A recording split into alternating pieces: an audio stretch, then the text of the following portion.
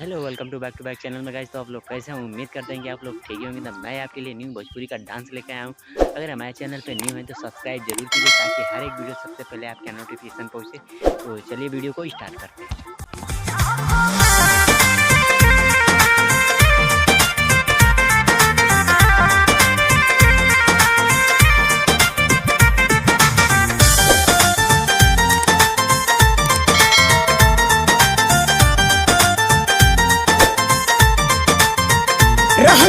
तो हर राजा न तनिको भावताते तोहे समझाई कैसे समझ में आवताते।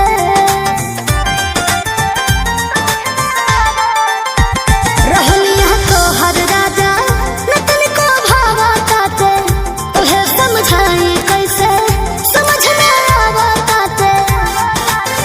पहिले से देसी तू बिगड़ है लगला हो बिगड़े लगल दिलवा से दूर हमके करे लगल राजा जब से सवती आप मारे लगल दिलवा से दूर हमके करे लगल राजा जब से सवती आप मारे लगल।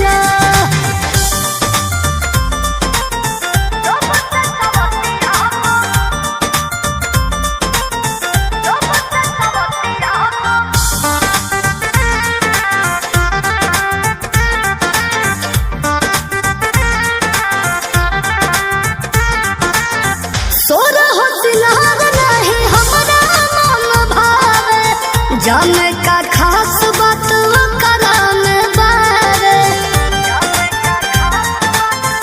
सुना हम नाराज रही राजा तो बराज करेला अब बहरे तो सब काम काज करेला। झाड़ी के बुलेट को तू चढ़े लगल अरे चढ़े लगल दिलवा से दूर हमके करे लगल राजा जब से सवती आप मारे लगल दिलवा से दूर हमके करे लगल राजा जब से सवती आप